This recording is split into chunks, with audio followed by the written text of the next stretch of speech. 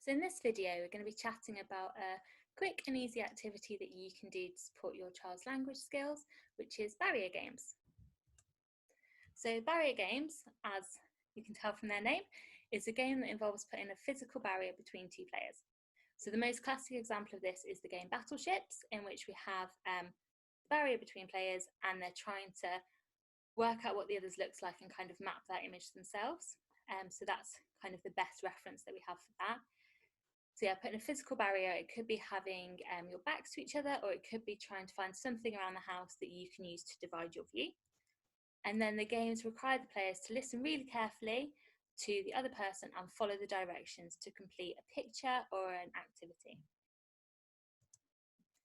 So barrier games are excellent because they target lots of different skills in language. So particularly around giving instructions and being able to understand and follow those instructions. And the great things about barrier games is it gives us a really visual end result. So we can tell when we look back at the end whether that child or young person has understood the instructions, and we can really easily work out which instructions were too tricky. It also looks at vocabulary, so particularly around descriptive vocabulary and prepositions. So in order to be able to give and follow instructions, they need a good understanding of kind of put that under, on, and think about size, shape, and actually really good listener awareness.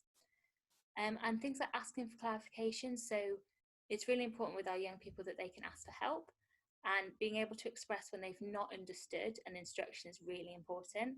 And that's a skill that we can work on in barrier games. It also supports some social communication, so definitely that turn-taking side, so listening and responding, around the problem solving, what to do if you don't understand, again linking into asking for help, and coming back again to that listener awareness. Having a look at the non-verbal communication, if possible, in the physical barrier. If you can see over, see the person's face, being able to kind of look again at that listener awareness, how well that they've understood, and can you find a way to repair the communication breakdown, to rephrase and to give the instruction again in a different way. Okay, so how do they work? So we do these quite a lot with either a ready-made scene, which you can Google barrier games. There's lots of these. So the example here of them on a beach. So you get a kind of blank canvas with just a few things on it. And as you can see behind, there's a few little items that you could cut up. And so these kind of ready to go scenes, we would be able to cut those up and match them onto the background. But you can also draw your own, so you can go really, really simple with barrier games, as we'll do an example in a minute and show you, but you can go really simple. You don't have to be using these ready-made packs. So what you do, as we said, is to put a physical barrier between players and sit back to back. A great thing at the moment, while schools are closed and we're seeing less friends, it's also a great activity to do over video call, as that's a pretty big barrier between you. So it's a really nice activity to stay in touch and to keep developing those skills. Really importantly, that players should have the same resources to start with. So they should have exactly the same background. They should have the same coloured pens or whatever object you're using. If you're doing sequencing with shapes, they should have the same shapes as a set before. So it's really important that both players in the game have the exact same resources, and this needs to be checked before you start. So one person builds or draws the scene themselves. They then give instructions to the other player about where to place things or to draw the same item that they've put on their background. So the aim at the end is for both players to have matching scenes. So we should be able to give really clear instructions, as we do in Battleships, give clear instructions about how to draw the same scene as us. So we give instructions per item. You might do it, even if you're doing a shape, you might do a line across, do a line down, draw a square, draw a triangle, and they can only follow the instructions given. So we are trying to make the same picture. We're not just doing our own pictures, and it's really important to ask for clarification if you're not sure. Like I said, when we look at the end product, we'll have a really good understanding of whether they understood that instruction or not. And important to tell your children, no peeking, not getting past the barrier. We have to stay on our side of the barrier. When you finish, you reveal your pictures to each other and check if they match. And then you can have a really good discussion, asking lots of questions to child or young person about what went well and what could have gone better.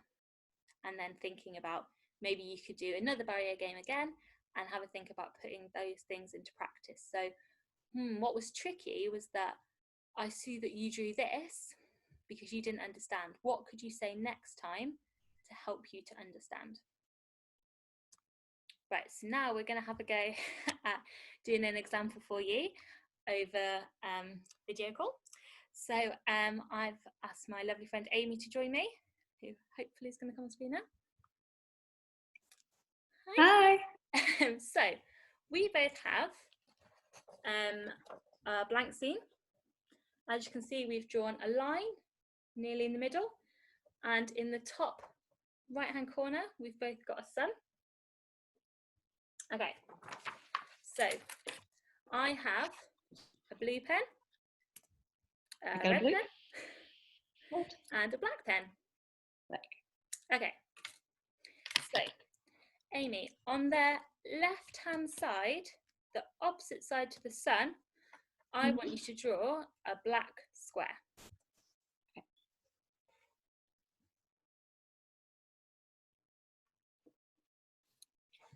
Yeah. On top of the square, I want you to draw a red triangle and colour it in with your red pen. Okay.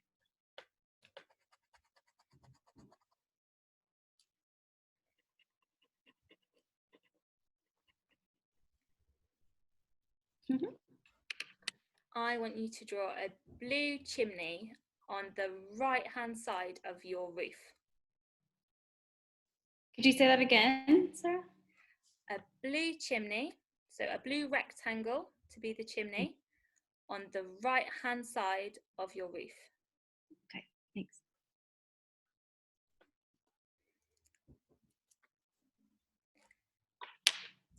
Next, I want you to draw a black rectangle in the middle at the bottom of your house to be your door. A black rectangle to be your door. Okay. Okay. Also in your square, in your house, I want you to draw 4 blue windows, 2 at the top, 2 at the bottom. Okay.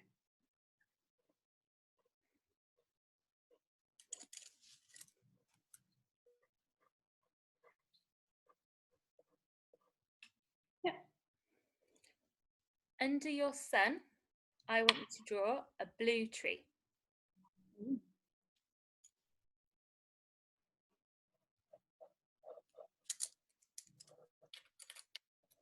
And on the top of your tree, in the leaves, I want you to draw 6 small red circles.